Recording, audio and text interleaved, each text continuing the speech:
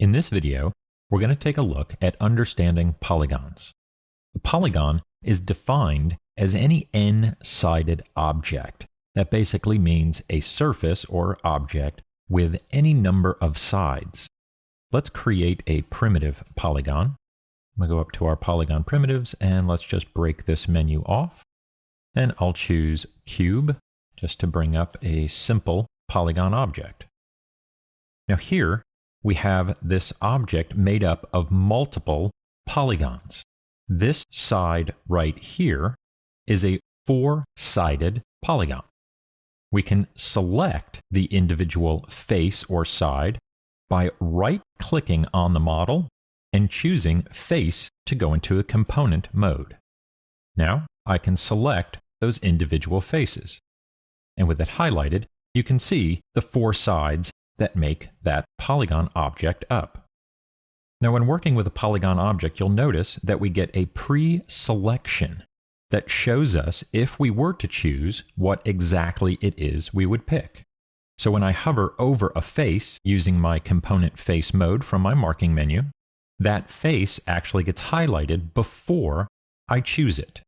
Now polygon objects are made of several different types of components. We have edges, vertices, faces, and UVs.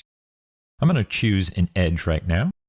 And then we have our pre-selection highlight show up, and I can left click and choose that particular edge. I'm going to right click and go to vertex, and now I can see all of the vertices that make up my polygon object. And I'll click on a single vertex, and then I can choose W to move that vertex just like if it was its own object. And we can also grab faces or edges and move those as well. Now currently all of the faces in this object are quads, meaning that they have four sides. 1, 2, 3, and 4. A face with 3 sides would be considered a triangle. Anything above 4 sides we just call n-sided, meaning that we know that it has more than 4 sides. Now also in our marking menu here, you'll notice that we have UVs, and we can choose UVs on our model, and they show up in the same location as our vertices. Now I can choose a UV, but I cannot manipulate that UV. So if I hit W, I do not get the move manipulator. Our UVs are specifically used for projecting a texture onto our surface, and we do not use our UVs as part of our modeling process. Now also under our marking menu, we have vertex face. If I choose this, this will give me an exploded view of my model. This does not affect the geometry in any way. It simply separates it so that you can see all of the individual faces on that object. Now this is particularly useful. Let's switch back to face. Just go back to our normal mode here. If I were to select a single face, and we'll go and we'll just add an extrusion there, but I won't do anything with the extrusion. I'll just click off. Now, if I go to vertex face, I can now see that there are numerous faces sitting on top of each other. I get this extra line right here telling me that there's more geometry than I can actually see. So this vertex face mode is a great way for troubleshooting your surfaces.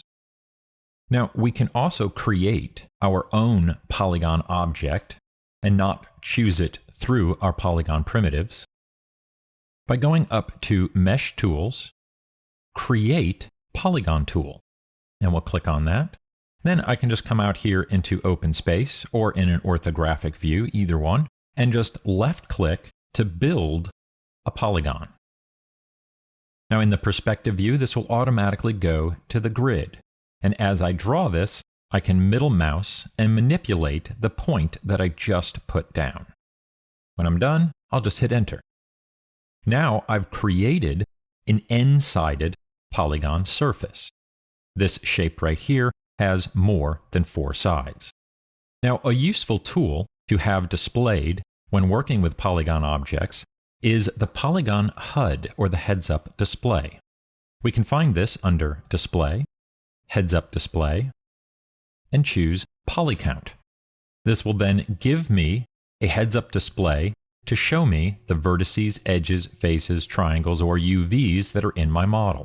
The first column shows me the overall count for the entire scene.